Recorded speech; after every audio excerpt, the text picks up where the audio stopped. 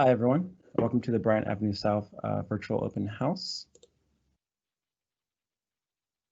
I'll briefly go over the agenda for today. We'll start off with the project background and an overview of the goals and engagement to date. Then we'll go to the draft design proposal, other potential concepts where Liz will take it over and go through the concept. Then we'll start with next steps and how you can further participate as we move forward and to phase 3 of engagement. And then we'll cut to a short question and answer session around 7:30. Just want to go over 2 slides before we begin. All project communication will be virtual or over phone moving forward due to the COVID-19 pandemic. And also I want to highlight that we know that it's a troubling time to kind of stay engaged with everything going around, whether it's the COVID-19 or other events in today's world. And we want to highlight that the City of Minneapolis has declared racism as a public health crisis in the City of Minneapolis, and we appreciate you all attending and staying engaged throughout this. Now I'll pass it off to Greg Kufal, our moderator for today, who will go over the introductions. Thanks a lot, Trey.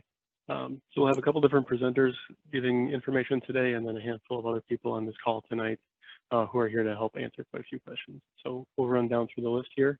And first off is Liz Heyman.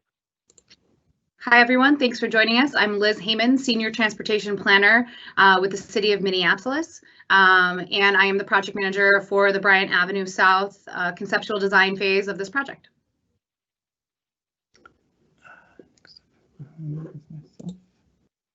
Hi, everyone. I'm Trey Joyner. I'm Associate Transportation Planner for the City of Minneapolis. And I'm the Assistant Project Manager for the Bryant Avenue South Reconstruction Project. And I'm Greg Kufal. I'll be moderating the event tonight. I'm with Kimley Horn, one of the consultant designers on this project.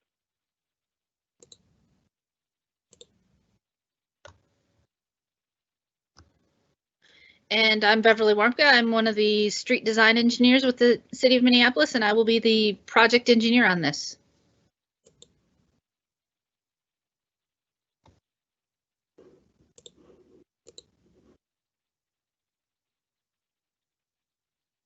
Cindy?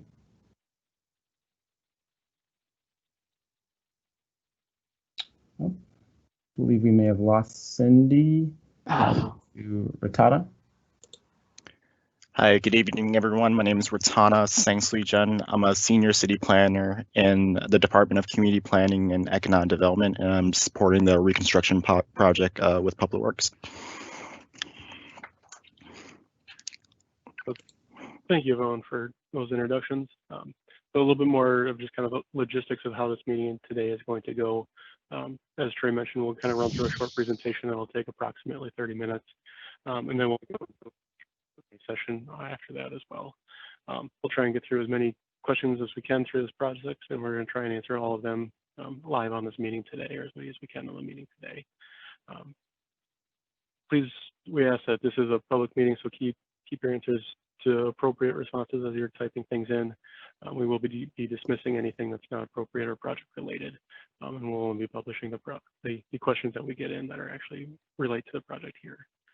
A few more details about how to actually ask a question through this Teams live event platform. If you are using your computer screen and you're on the web, there should be a ask a question button on the lower right hand corner.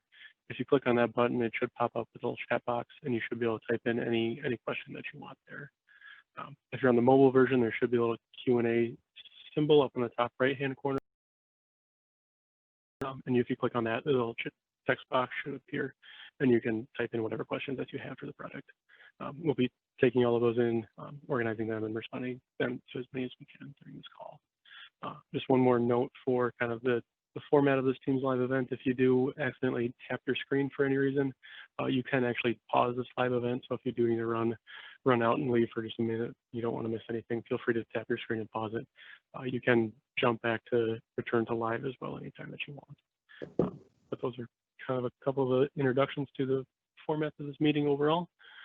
And with that, I'll pass it back over to Trey to dive into the actual presentation.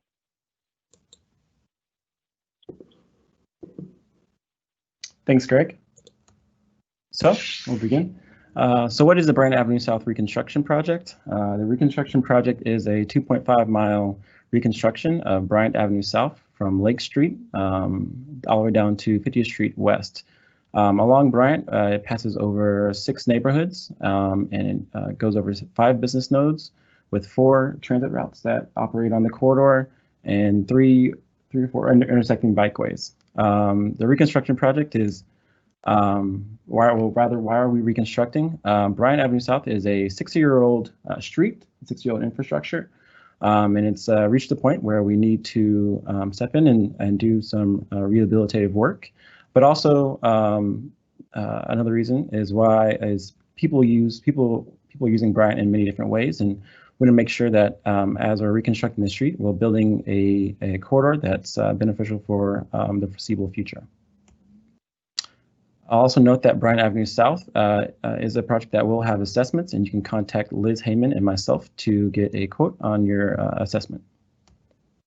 So where are we now? The project schedule, we are in concept design, and this is the second virtual open house for Bryant, where it's a kickoff for the draft proposed design. In 2021, we'll move forward to where we would provide a recommended design for Bryant Avenue South to City Council. And I'll just note that this project is planned to be constructed over 2 years, 2022 and 2023. So I'll dip a little bit more into what is concept design. It is the visioning of the basic elements of the street, and it's the combination of several things: city policy, technical analysis, stakeholder feedback, and that is how we arrive at our concept design. So I'll dip more into city policy. So the City of Minneapolis has various plans and policies that guide how we reconstruct our streets. Most namely is the Vision Zero Action Plan adopted this year, which seeks to eliminate all severe and fatal crashes on our streets, on city streets. Also, there's the formerly draft Transportation Action Plan, now approved Transportation Action Plan that guides Minneapolis's how we plan for Minneapolis transportation network over 7 different topics for the next 10 years. Also, there's a note that Minneapolis has declared a climate emergency and the city's complete streets policy, where we prioritize most vulnerable road users at the top. So I'll dip a bit into the project goals. So the project goals for the Bryant Avenue South Reconstruction Project are to improve pedestrian safety, access, and comfort. We know that Bryant is a corridor that doesn't have boulevards, and as we think to envision what that looks like in the future, we want to make sure that we're providing a street that's quite comfortable and safety for a number of motor users, most namely pedestrians. Also is to create a all ages, all abilities bicycle connection. That is language that's enumerated in the Transportation Action Plan, and essentially that is creating a bicycle network that is comfortable and encouraging for all various types of bicycle riders. Also, one of the project goals is to support existing and future transit service in the area, use green infrastructure to collect and treat stormwater runoff, and accommodate business deliveries and customer access along the corridor. So I'll briefly go over the phases of engagement. Earlier this year, we were in the project introduction and understanding phase, where we identified and prioritized, and we engaged with a number of stakeholders along the corridor, which I'll further detail in the next slide. Now we are at that round 2, where we synthesize what we've heard back through our engagement and what our city goals tell us to design for, and we gauge and identify areas where we can improve upon on the draft proposed design. And going into next year and the later parts of this year, we will continue to engage with stakeholders. We have planned engagements in January and February with neighborhood organizations and some small group conversations you can sign up on the website for. And then finally in 2021, as I mentioned earlier, is where we'd hit our proposed recommended design, where we'd go to City Council for approval. So I'll briefly go over who we talked to. So there are more than 40 businesses along the corridor. We've spoken with neighborhood groups, and we've also reached out to corridor residents the best we can during during COVID-19. And we've offered virtual open houses. We provided feedback maps during round 1, and we have a feedback feedback map that's on our website for round 2. We also have an online survey that's was provided in round 1 and will be provided and is provided in round 2. We've also offered discussion hours and project phone calls, and we've also completed project phone calls and taken in emails to our project email. Bryant Avenue South is a long project, 2.5 miles. We know that it's going to take a myriad of strategies to get feedback and communicate with corridor stakeholders. So we want to continue these conversations, as I mentioned, on into 2021. So I'll kind of briefly go over what we've heard since we've done our project introduction. I won't go over all of these. I'll just kind of touch on the high points. We know that people use Bryant in various different ways, and we have a lot of users on Bryant. And we know that in some places in many places we have to maintain vehicle access and parking, most notably at some of our business nodes where we need to right size and think about how we're providing on-street parking for our stakeholders. But also we've heard that people would like to improve the bicycle facility on Bryant. Right now there are currently share rows on Bryant and no dedicated facility, and currently the corridor does not meet our all ages, all abilities design, and we look to, as Liz will kind of go into, we're looking to provide that AAA bicycle design along the street. So comparing our project goals with what we've heard, our common priorities that didn't align with our project goals, you can kind of see that while our project goals do in some places not align with some of the stakeholder priorities, we like to engage with you all and discuss further what these common priorities mean when we're considering trade-offs between the street's design in the future. So before I hand it off to Liz, I'll briefly go over the cross-section for Bryant. As I mentioned earlier, Bryant is a street with share rows. These are non-dedicated bicycle ways along the street. We have 60 feet of right-of-way, but the effective right-of-way, or the right-of-way that we are, as a policy, work to reconstruct, is 55 feet. It's 55 feet because we have a number of encroachments along the corridor, whether these are stairwells, trees or fences or retaining walls. The city has a policy to work within the effective right-of-way and not that full right-of-way. There are also 2 parking lanes on Bryant for the full length of the corridor and 2 general purpose travel lanes and 2 7.5-foot sidewalks with no boulevard along the corridor. So with that, I will pass it off to Liz and she'll go into the draft proposed design. Thanks, Trey.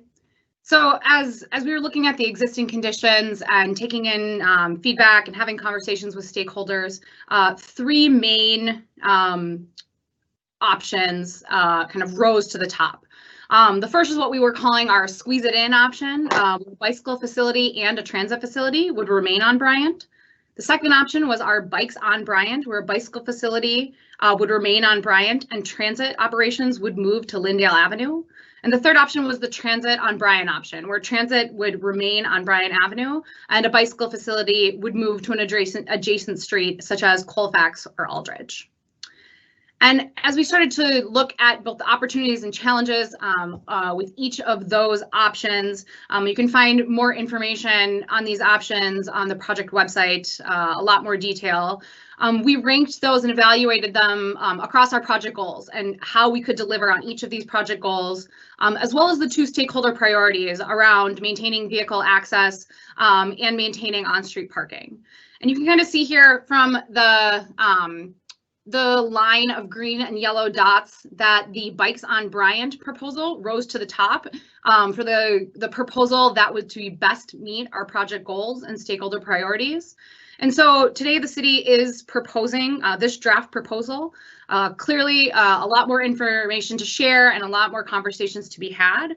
But at this stage of the project, we do think that this combination, this option is the best way to meet our city's transportation policies and project goals for this project. So that's what I'm going to be going over tonight. Again, you can find more information about the other options we considered on the project website. So as Trey mentioned, this is 2.5 miles on Bryant, 2.5 miles on Lyndale. It's a long corridor. There's a lot of information here. I'm going to hit very high points. We can open it up for the Q&A.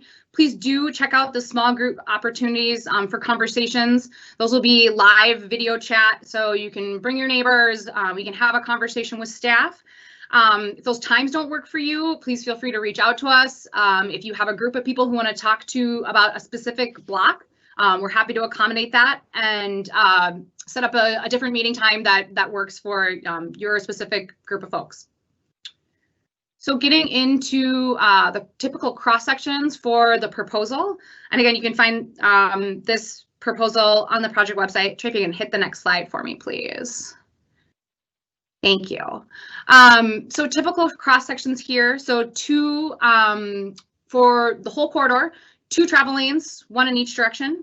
Looking at one-sided parking, so removing 1 lane of parking throughout the corridor. Sidewalks on one side, and then on one side we have a bicycle facility, and we're looking at a bicycle trail here. The biggest difference between these 2 cross sections is that between 50th and 40th, we are proposing a multi-use trail.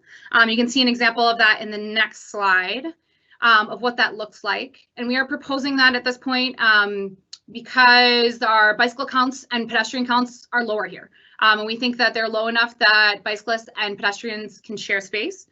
Looking for feedback on that design choice and what that means to folks, and if 40th is the right transition point or not, or what people think about that.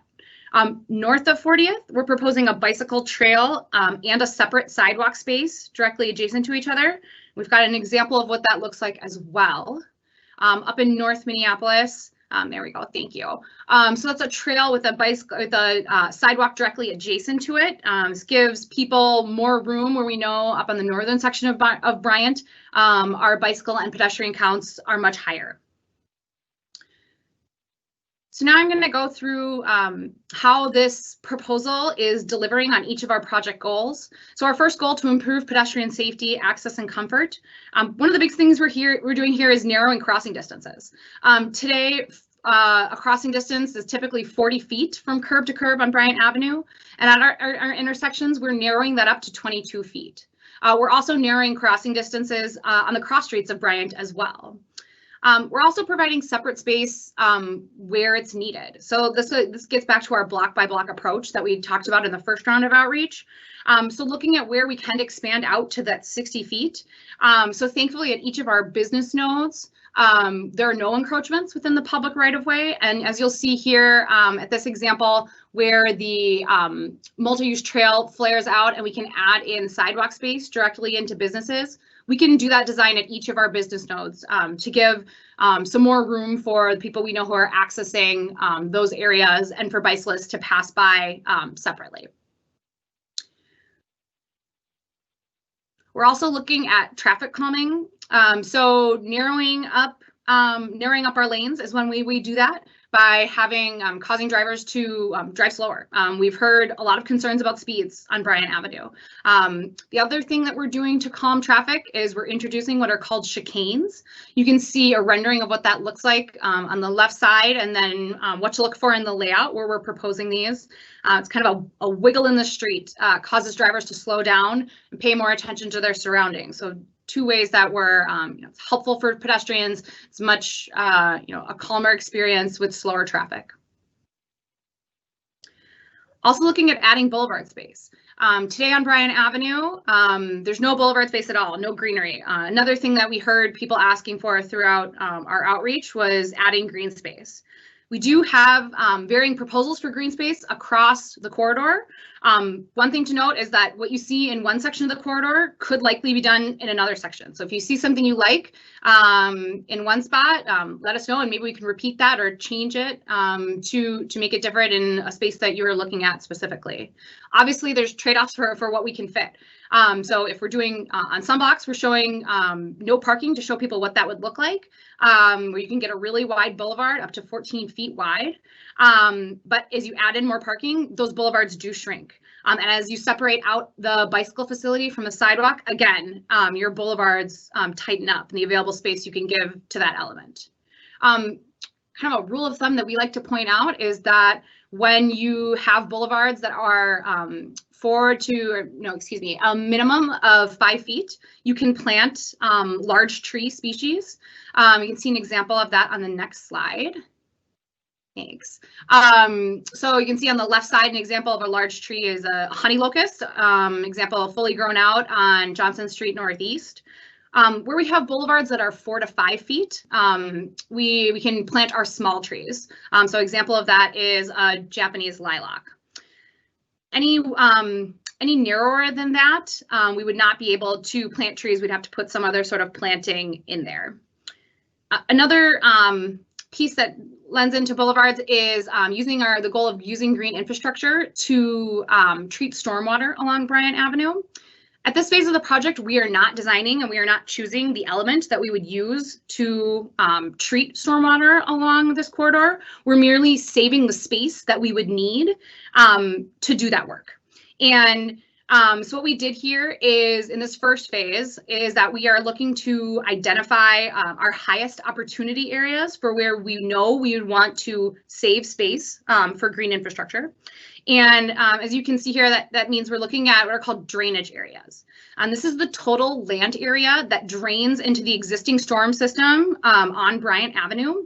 And the general rule of thumb here is that the larger the drainage area, the more opportunity you have to treat more water within that area. So you should be focusing your green infrastructure in your drainage areas that are the largest. We have a full map of the whole corridor on the project website that you can check out. But we bring up this opportunities map because if you flip to the next slide for me, Trey, please. That block that you saw where that yellow area was, that large drainage area, given what we're proposing here, boulevards are pretty narrow within this one opportunity area where we probably should be focusing some of our green infrastructure, but we just don't have room to do it given the other pressures we don't have room to do it above ground, given the other pressures that we would see within this block.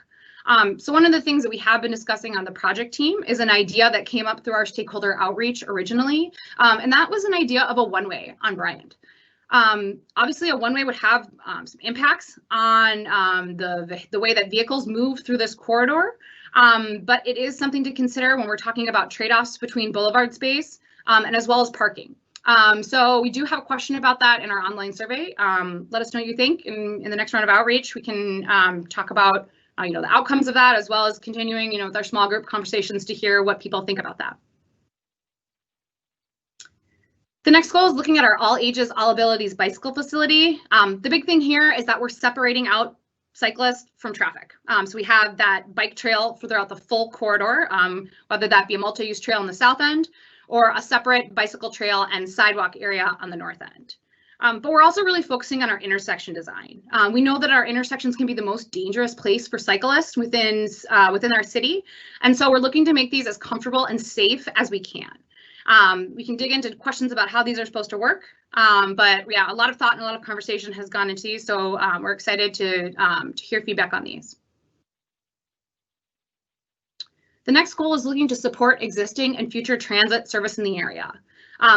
We know this is one of the biggest changes that would come along with this proposal if we were to move forward with this, but this is looking at moving transit service from Bryant Avenue to Lyndale.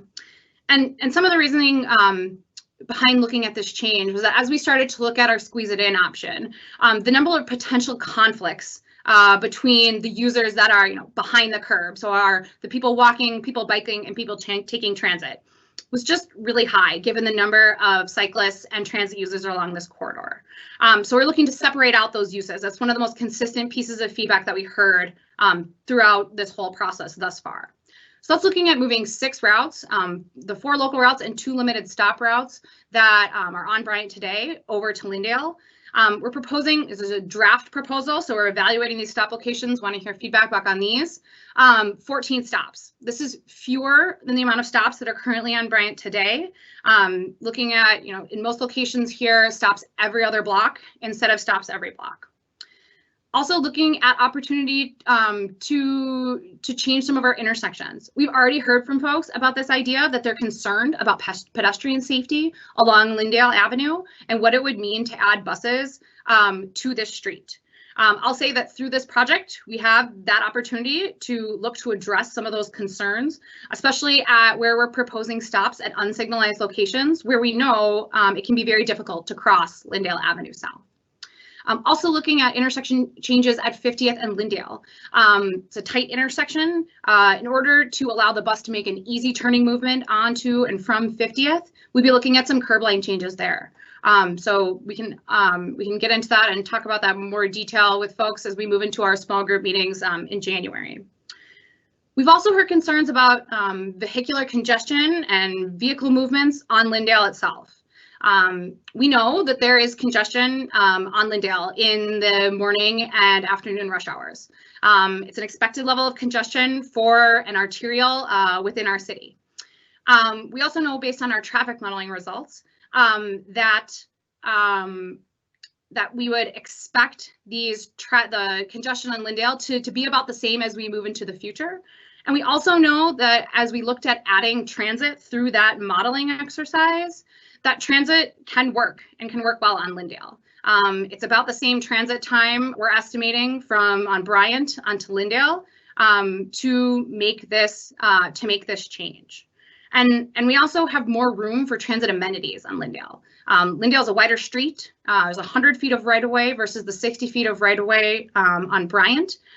So it's less constrained when we're talking about putting in stops along Lyndale Avenue. So the second part, though, of this goal is looking at supporting future transit service in the area. And a really important thing to note here is that as we were working on our technical work for Bryant Avenue, Metro Transit was working on a more regional study to help prioritize the next round of bus rapid transit through the entire region and where the region is going to be investing in the next lines of bus rapid transit within our city and our cities within the entire region.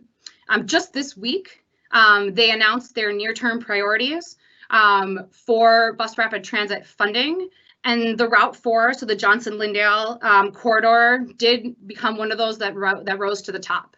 You can check out why that is on Network Next. They have a survey there. They're kind of running their own separate process.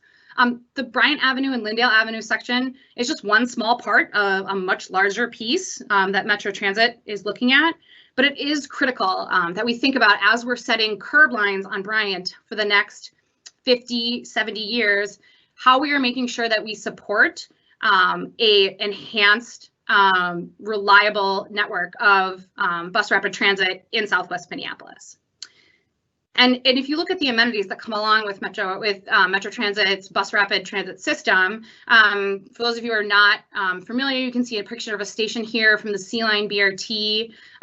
Bus rapid transit enhanced transit line, stations every half mile.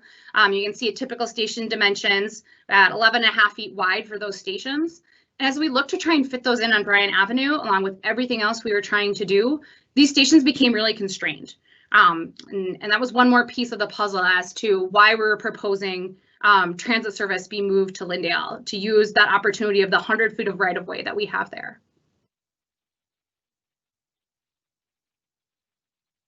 So our last goal is looking at accommodating business deliveries and customer access. We've spoken to a lot of folks. It doesn't seem like this is a quarter where we see a lot of heavy, large truck traffic, but do please reach out to us if you think that the proposed design is going to be challenging for any freight or deliveries. We'd like to hear about that. But the biggest change here that comes along with us for everything else that I've spoken about to meet our project goals and support what we have in city policy for transportation planning is that the trade-off is a reduction of on-street parking. This will be a big change for this corridor.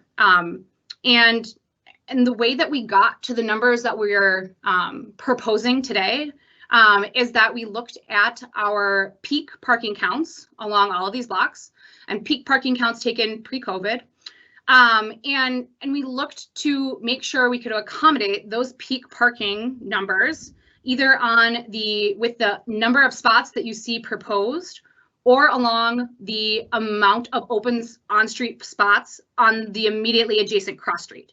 So if you look at this example on the top row here, peak counts for this area could be accommodated either along the 14 spots that are provided and shown in this draft proposal, or from people parking on, I think it's 45th right there on the right side, and walking to the destination on Bryant Avenue. There are 3 locations where we could not manage peak spillover on directly adjacent cross streets. Those locations are near Lake Street, near 36th, and near 50th. At those 3 locations, we need to have ongoing conversations with businesses and residents in those areas to talk about how we can properly manage our curb and our on-street parking resources. Some of the strategies we could use there would be limited parking, so 2-hour, 1.5-hour parking zones, as well as potentially even looking at metered parking to help ensure that spots are turning over and can be open for the right time of day. It's going to take a targeted approach to make this work. And we know that this is going to be a large change, and we'll need to have a lot of conversations, not only in these three areas, but in the other areas across Bryant as well, to talk about what this means and how we can work together to get spots where people need them. So it's a lot of information. It's a big corridor. We're really looking at this as a kickoff for this round of outreach. Keep saying it, but sign up. You can sign up here, small group conversations. You can provide feedback on the draft concept design through our online survey or our feedback map. And we're looking forward to continuing this conversation and having more open houses scheduled in early 2021. So we can continue work on this project with all of you. Couple things I want to mention for ongoing technical work before I hand it over to Greg to talk about just instructions one more time about how the Q&A section is going to work. Continue to work on Bryant Avenue design as we start to talk to people about what this means, for freight, parking. Continuing conversations about transit investment at Lyndale. So looking at stop locations, looking at intersection treatments and how this draft proposal could work for everyone in the Southwest Minneapolis area. Looking at green infrastructure opportunities. Wondering what what we can hear back from on the one-way question, and then finally looking at connecting bikeway design. So putting some more time and thought into a couple key connections along this corridor and what those connections might look like in the future. So that's 40th, 36th, and then Bryant Avenue South, north of Lake, connecting into the Greenway. So we'll have more to share specifically on that piece in our next round of outreach. So with that, I'll turn it over to Greg to go over the instructions for the Q&A. Thank you very much for all that information, Liz and Trey. So yeah, one more time, looks like we've gotten quite a few questions and comments already coming through in the chat box. But if you do have any questions that have not gotten answered so far through the presentation, feel free to click on that Q&A symbol and type in your chat, or down on the bottom, you'll see that big purple Ask a Question button. Feel free to click on that and submit your comments. Again, if you pause for any reason, feel free to click on the screen. That should refresh you and continue the meeting going. And you can click down on the bottom to say resume live if you did get behind it all. With that, we'll start to kick off into our actual question and Q&A portion of this meeting. First question that came in, Liz, this will be a question for you. Can the project be extended just one block so that the bikeway connects to Lake Street, from Lake Street to the Greenway? That feels like a significant gap, puts users off the streets just for one block to that connection point. Good question. We will not be reconstructing that portion of street. Given the way that we reconstruct our streets, the street's not old enough and not ready to be reconstructed. It was reconstructed. It was constructed much more recently than Bryant Avenue South was. So it's pretty good, in good shape from a strictly pavement infrastructure condition. However, we do know that as the question, the person noted, that it's a critical connection in our bikeway transportation network. And so, as I mentioned at the end, we will be focusing on what we could do to that street that's not a reconstruction, but looking at how we make a better connection from the Bryant project to the Greenway. Thank you, Liz. Next question that came through would be for Trey. It says the 8-foot, or Bryant is actually already a busy bikeway, and after reconstruction, it will continue to get even busier. And 8-foot two-way bikeway is too narrow for such a heavily used corridor. So has the city considered converting Bryant to a one-way traffic to provide more comfortable space to bike on? Trey, I think you're on mute. Thanks, Liz. Yeah. Yeah, appreciate the question. So as Liz alluded to in the beginning of the presentation, one-way option is an option for Bryant Avenue South for portions of the corridor where it makes sense to do so. And then also to speak on your comment about the size of the bikeway. In the Transportation Action Plan, we have a street design guide that sets forth what are our all ages, all abilities bikeways. And we found that 8-foot bikeway, whether it's separated from the pedestrian accessible route or the sidewalk, or a combined 10-foot bikeway that bikes share the space with pedestrians, is enough to accommodate a multitude of users. And we're designing towards the guidance that we've set forth as a city.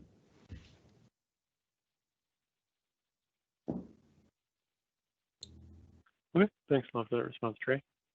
Liz, the next question is coming back to you. This question was related to parking, and it was where on-street parking is greatly reduced or eliminated, is there consideration given to issue permits to residents, much like is done in some of the other areas around town? Yeah, that's something we want to have continued conversations about, if what that looks like for residential parking. It is a tool that has been used in other areas of the city, yes.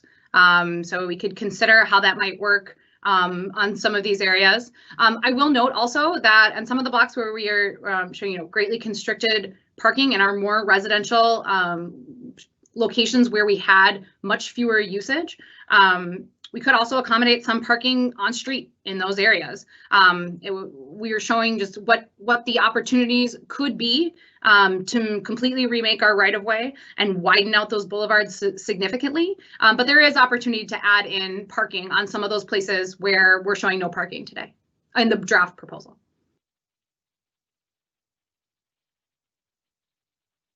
Perfect. Thanks for that response, Liz. Next question will stick here. All right, to you, Liz. Someone was concerned about speeding along the corridor and was looking for some rationale as to why we do not have a proposed four-way stop condition at 44th Street. Sure. So from a transportation planning perspective, stop signs are not very effective at reducing speeds for longer stretches within the corridor. We're really relying on those contextual design changes, such as narrowing up the street and adding in those chicanes that we talked about. So the design elements that kind of make drivers more aware, and it's like a wiggle in the center line.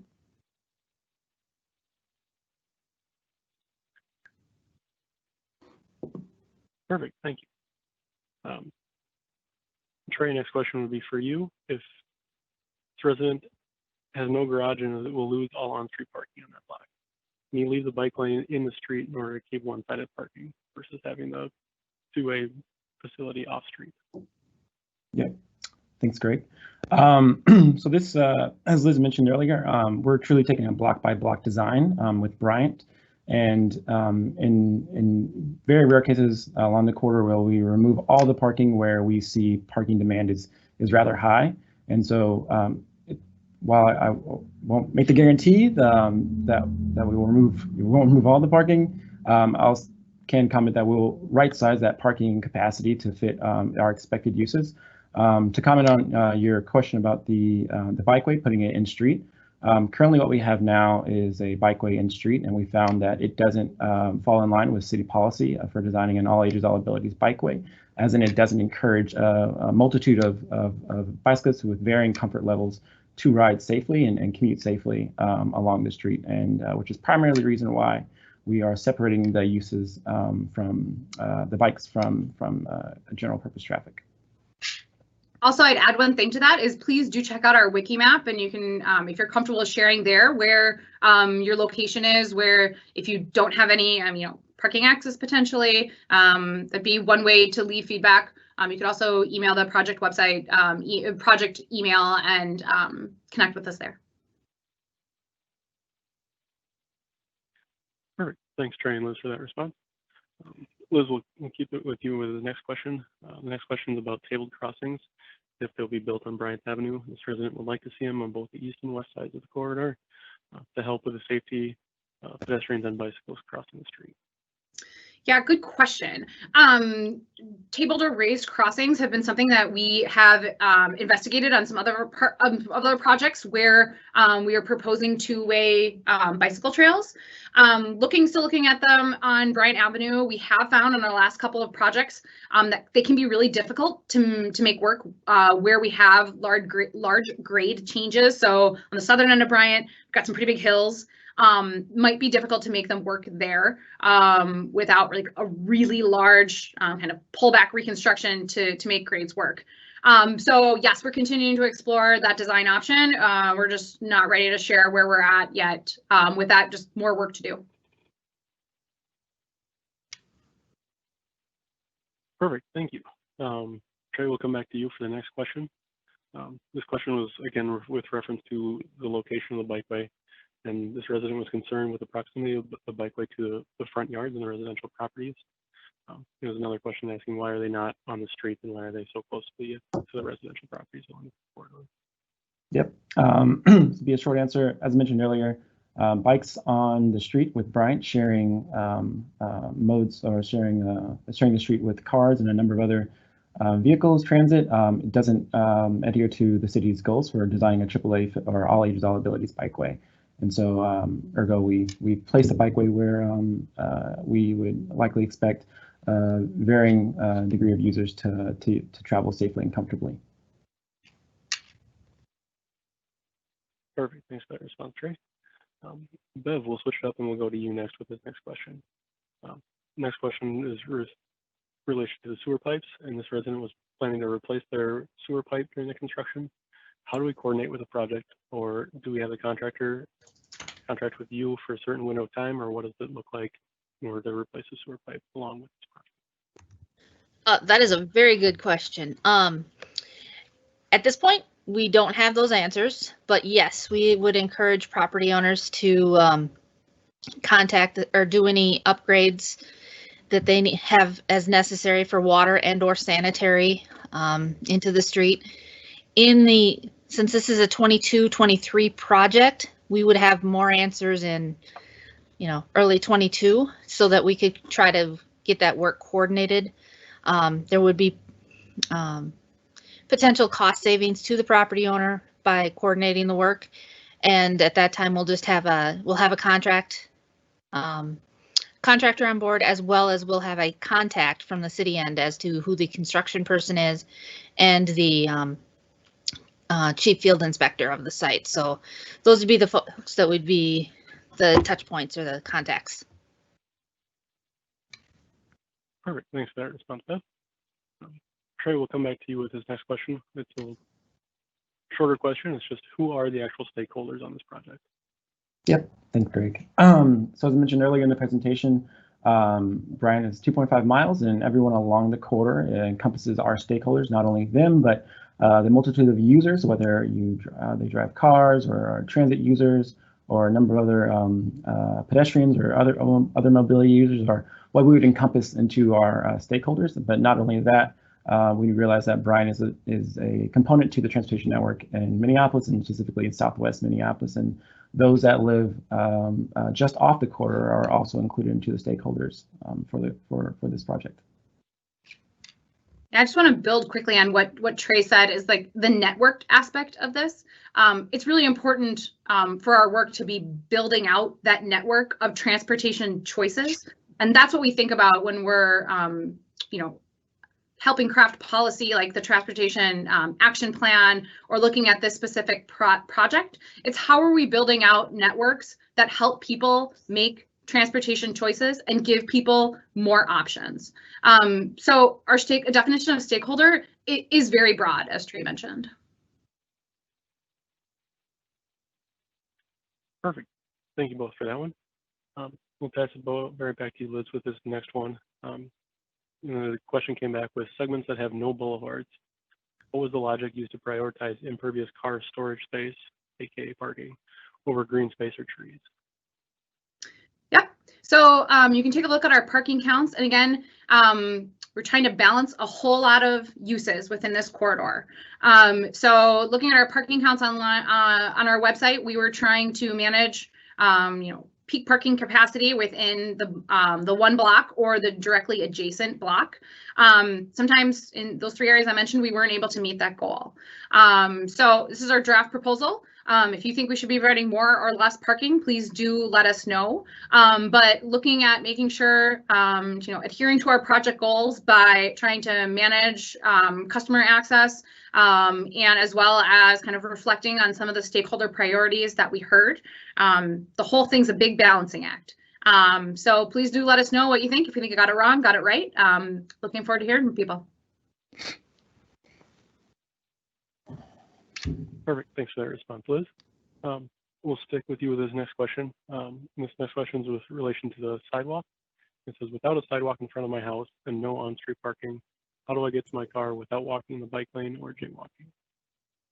So where there's no sidewalk, it is a multi-use path. So we would be expecting that bicyclists would be sharing the space with pedestrians in that area. So pedestrians would be welcome to be within that space, and people would have to be aware of each other as they move along the street. Thanks. This next one stays with you, Liz, as well. So you might want to chime in on it. But next question was with relation to Lyndale Avenue, and was questioning if the design team has done any concept evaluation for moving transit to Lyndale, and that also seems like a squeeze it in concept on Lyndale Avenue as well. So sorry, Greg, I don't know if I heard you correctly. Could you repeat? Was it any conflict analysis? Is that correct? Concept evaluation. Concept evaluation. Yes, we have. So we've looked at how we would be able to fit in local stops and where those might go. We've looked at where we might need to make some curb line changes to support those stops and what the design of those stops might look like. We've also run some bus turning movements. We got empty buses running out through 50th and 46th to take videos of turning movements. So yeah, a lot of technical evaluation went into that, and highlighting some opportunities to make some improvements along that street specifically for pedestrians. Perfect, thank you. Bev, we'll go to you next again. Asking about snow storage for this project. So what is the snow removal plan for the new street? Will homeowners be responsible for snow removal of the bike path next to the sidewalk? Good question. Typically in these situations, the city is responsible for snow clearing on the bike paths and bike trails. So yeah, I believe that is the case in this as well. Yes, correct. That is, we're operating under the assumption that the city would be clearing any bicycle infrastructure along Bryant Avenue. Thank you. And I want to say, not only, I should have added to that, not only clearing for snow maintenance, but also just maintenance in general. So, sand, sweeping, the whole thing.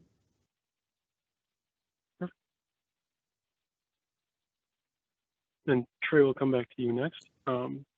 They were asking about bicycle signals along this corridor. Can we add dedicated bike signals to other intersections like 50th, 38th, and then maybe elsewhere? I worry about right turn on red, which should be banned citywide. In the city, cyclist motorist conflicts at those intersections. Thanks for the question, Greg.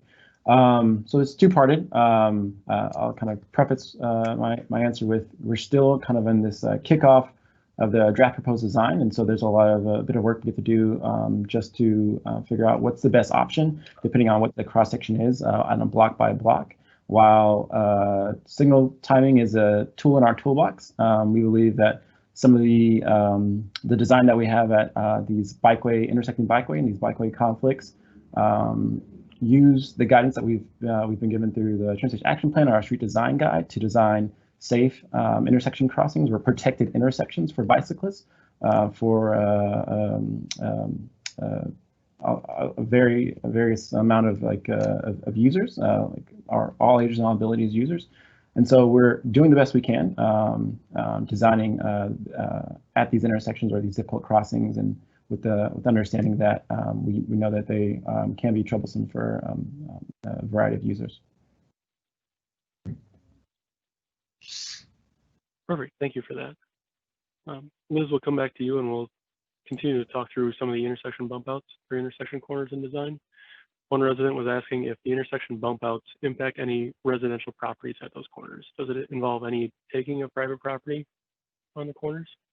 No, we're working within our 60 foot of right of way, and generally in most cases, working within our 55 feet of effective right of way. Now, I will preface that or qualify that, that construction, is a messy, complicated, process.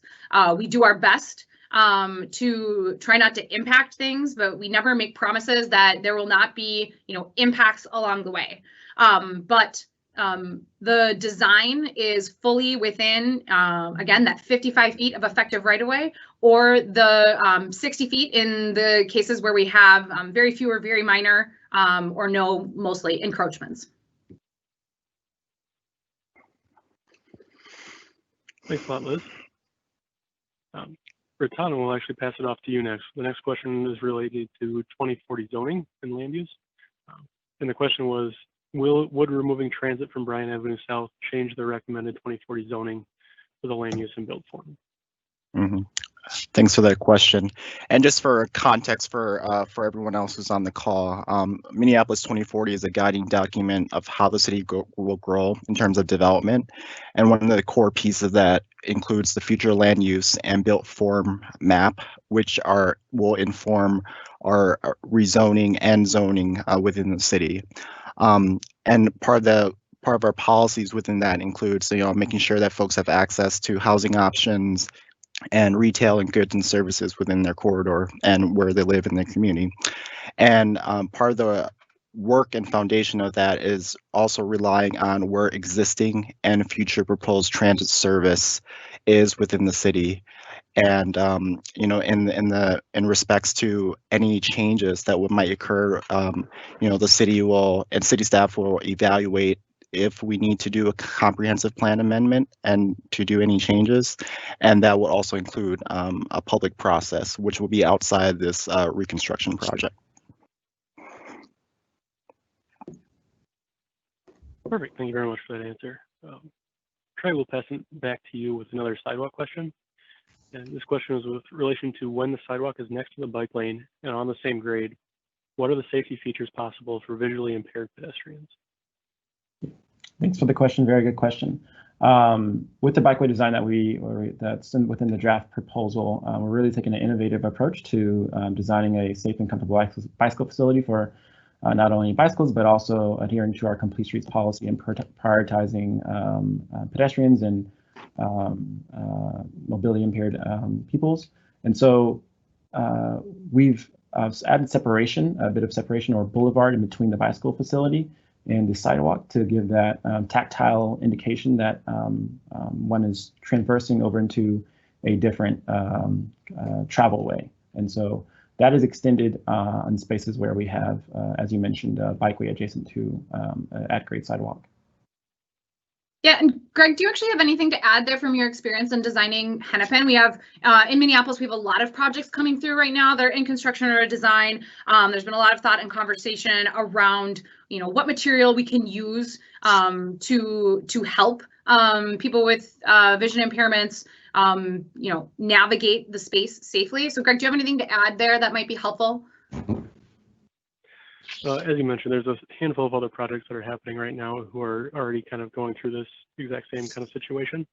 So I would say the biggest thing is that we have a couple of previous examples to go by that will be constructed prior to this project that will be able to really take away some good lessons learned of what worked well and what didn't on some of those previous projects to make sure that the visually impaired are safe and stay on the sidewalk and don't potentially cause any conflict between the pedestrians and the bicyclists when they're in separate locations. So more to come as we continue to have more and more of this design actually built throughout the city. Yeah, so that's the nice thing about this project is we are, there's a few others ahead of us in the queue that will be working around that issue. And so the final decision for that material or whatever we do between the bikeway and the sidewalk will not be made through this process. So we'll be able to take what we learn for those projects that are happening ahead of this one and apply it to this as we moved into detailed design. Yep, absolutely. So I think moving on, the next question, Liz, will still be for you. and that was asking if this design overall incorporates school buses and school bus parking spaces along this corridor. Yeah, actually, I'll throw that one to Trey, as he's been working with Claire Barton School on this.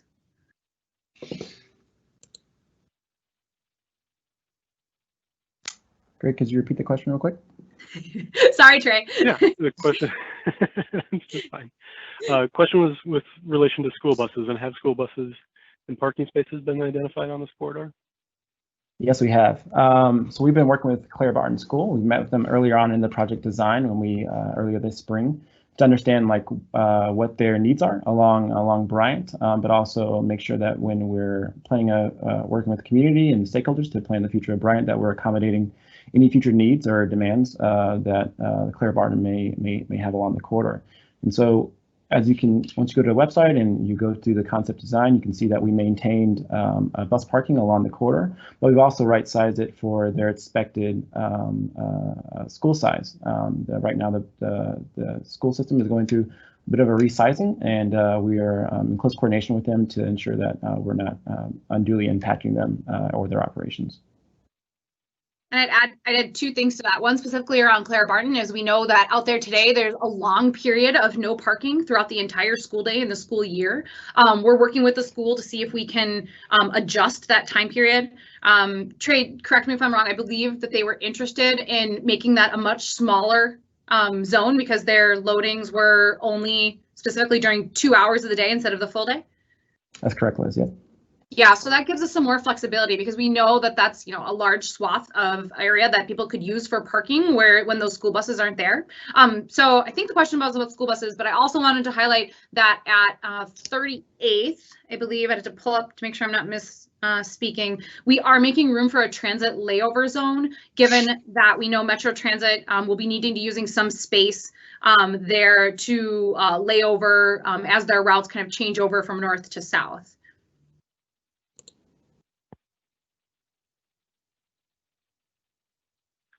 Perfect. Thank you both for responding to that question. Liz, we'll stick with you with this next question as well. And again, with relation to parking, but this time, why are we reducing parking at the Walker Methodist? Does this account for both visitors, employees, and residents who want to park near the Walker Methodist Center? Yeah, good question. Had a lot of conversations with Walker Methodist and their uses. One of the biggest things we wanted to make sure we accommodated was an emergency services along this area. We know that Walker Methodist often has emergency first services calls. We need to make sure that we're working with those entities to accommodate that need. But the other portion is that Walker Methodist does have a large off-street parking facilities, and some of the spaces directly in front of their property were actually zoned or marked for disability zones or transfer zones. And we made sure that we were accommodating what needed to be done there. And those are still what exists today for disability zones is being proposed in our draft proposal tonight. To the larger question of managing parking in the entire corridor, again, we worked to try and manage our peak period either on the street itself or on the directly adjacent cross streets, so people would only have a short walk to where we're looking or where we know there's open parking spaces today.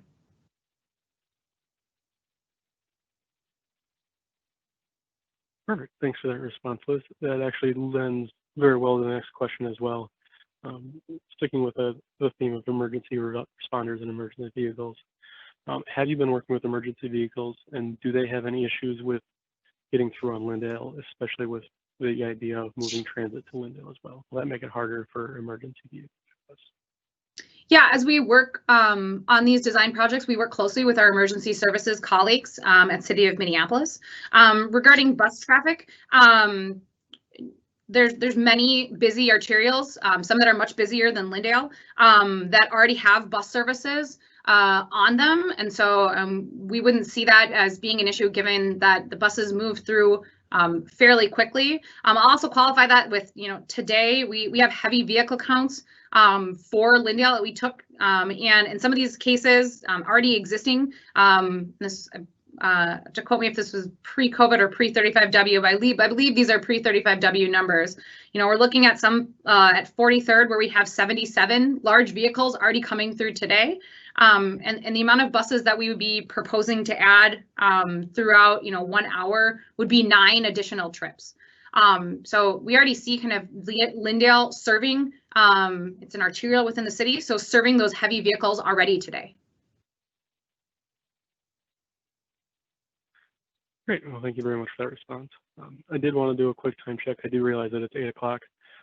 So thank you everyone for taking the time. If you do need to step away, feel free to do that. We will be posting a recording of this presentation on the city's website. So if you do need to step out, that's just fine. It sounds like the project team is willing to stick around for a couple more minutes to try and answer a few more questions.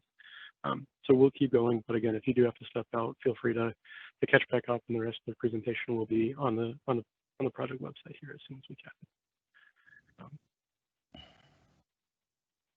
Next question would be for Trey. So Trey, there was a question of why the sidewalks are at least 6 feet or more when ADA is requiring a 6-foot sidewalk. Yep. Thanks, Greg, for that question. So the ADA says that sidewalks are actually supposed to be 4 foot minimum. And as we're designing Bryant for the future, we want to make sure that those minimums are met, but also we design for the future, and we're encouraging safe and comfortable travel. So in some cases, we will raise the sidewalks to a large degree to provide a more comfortable facility for different types of pedestrians. And in some cases around our business nodes where we know that businesses like to host street cafes, when the weather permits, we like to ensure that there's enough space for that congregation to occur.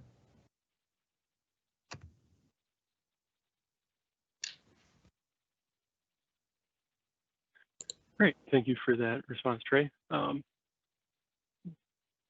Bev, next question will be for you. I was questioning about utilities and whether utilities would be allowed to be buried rather than on telephone poles throughout this corridor. Thanks, Greg. That is a good question. We do coordinate with the utilities as part of the project to make sure that they perform any upgrades that they need to their system. We do not force the utilities to go underground. Sometimes they have things that they can do underground, but it's not part of the project cost, and many times they don't bury their infrastructure. Example, power lines. It is very costly, and it's not something that's, like I said, it's not something that's project paid. So I don't want folks to get their hopes up that overhead lines go away.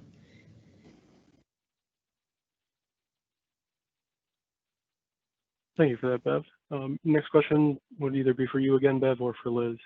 And it was questioning just the overall construction timeline of this project, and if the Bryant Avenue construction project will overlap time-wise with the Grand Avenue Reconstruction project as well. Okay, yeah, I can take a stab at that. Yeah, Grand Avenue is slated for reconstruction in 21 and 22. The way Grand is phased, or we're proposing that to be phased, is it starts on the south end and then does the north end in 2022. Yes, there will be some overlap where there will be active construction somewhere on Grand as well as somewhere on Bryant, but we're trying to coordinate the two projects so it's not, both on the south end at the same time or both on the north end at the same time. So we're cognizant of that. Thank you very much for that response, Beth. Trey, then we'll pass it off to you next for another bikeway question. Can you please explain the design rationale and consideration for two-way bike trails rather than distinct grade-separated bike lanes on either side of the road? Yep, thanks, Greg. Well, as with the project, we've done a lot of technical analysis on where our bikers at and where they're biking to, and we know that near the north of the quarter we have a lot more bicycle activity as we head towards downtown Minneapolis and Midtown Greenway and some of our other bicycle connections. And in those cases where we have a lot of parking and our space is limited and there's a lot of competition for street space, whether it's parking or other modes, we like to kind of separate those modes between pedestrians and bicyclists to provide a safe and comfortable bikeway. And in cases where we have in the south of the corridor where we have a bit less activity, irrespective of what goes on the business nodes, we get that looking at our numbers, we get that we can design a shared facility where there's a lot less activity. And Greg, was that question also getting at, was the question why we didn't have one-way bicycle, separated bikeways on each side? Was that part of the question as well? I believe that was part of the question, yes.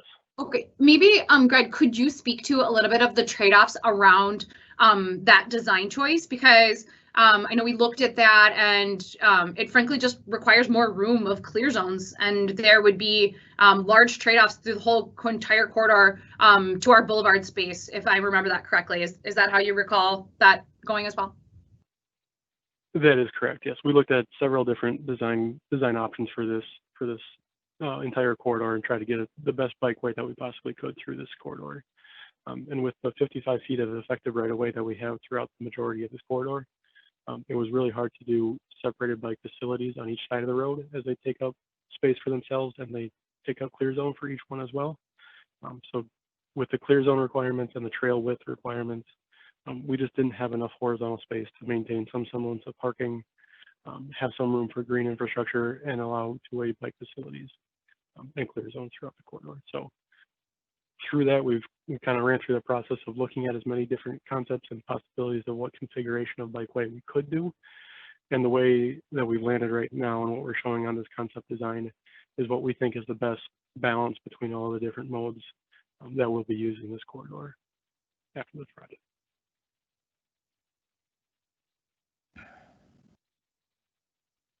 So with that, we'll move back on to Trey with a transit question overall. The question is, why would we move buses from an existing business corridor to a residential corridor? And Greg, I'm sorry to contradict you, but I'll pass this one off to Liz. Thanks, Trey. This is a large piece of consideration when we've been talking about what it means to move transit from Bryant to Lyndale. There are definitely some concentrations along Bryant at business nodes where we don't see commercial nodes along Lyndale. The one thing to remember is that this is, there's 600 feet of distance between Bryant and Lyndale. That's well within guidance for walk sheds for local transit service. So if we were planning a new route today and we were expecting to serve a business or residences along Bryant, we would expect that a route on Lyndale would serve the Bryant corridor and it would serve it well. So we're not always looking to be able to provide front door service to specific businesses and locations. We do expect people to sometimes have to walk further. But we know that is a change along this corridor. And so, we're expecting to have some conversations about what that would mean for people and how those people would, make that trip between Bryant and Lyndale. Great, thank you for that clarification, Liz. We'll stick with you with the next question as well with relation to traffic calming. And someone was asking if we have any actual examples of where traffic calming has actually been successful. Yeah, we have before and after speed studies on multiple of our retrofit projects. So where we don't do a full reconstruction, as well as, where we've done full reconstruction. I don't have the speed numbers in front of me, but we can pull that and provide that somewhere within the project materials of examples of where we have narrowed cross streets and slow traffic speeds. Great, thank you for that response, Liz. Trey, we'll pass it back over to you with another traffic calming question overall. This question was, why are private car drivers being allowed to drive up and down the entire length of Bryant Avenue? Is there anything that we could do, or can we look at creating traffic diverters or cul-de-sacs or anything to make it more of a local traffic only instead of a Lyndale alternative? Yep, thanks, Greg, for that question. It's a really good question. Kind of put forth in our transportation action plan, there are a lot of options and tools we have that we can use to mitigate the traffic impacts on streets and specifically on Bryant Avenue South.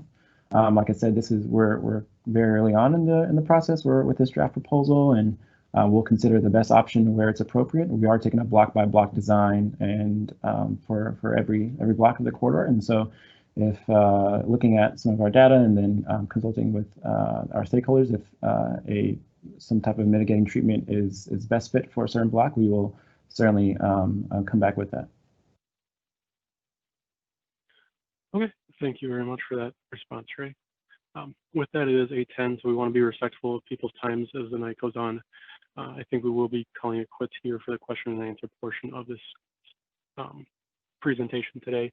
So I want to thank everyone so much for joining us and taking the time out of your day to be engaged and involved in this public works project as we're looking and envisioning what we see best for this corridor as a whole. I highly encourage you to continue to follow the project website, sign up for any of the small group meetings that we have so we can actually have a meaningful discussion and sit face-to-face over Zoom or Teams or however we can do that to discuss any of these questions that have come up today. Please continue to fill out the survey and the wiki map that we have as well to provide any other comments that you weren't able to post today. Liz or Trey, did you have any other things that you wanted to wrap up this meeting with today? No, I just wanted to thank everyone for taking the time out of their evening to attend and stick with us through these questions. Really good questions. Looking forward to more conversation as people have a chance to absorb this draft proposal. With that, I think we'll call it. So everyone have a good night and stay safe out there. Thanks very much.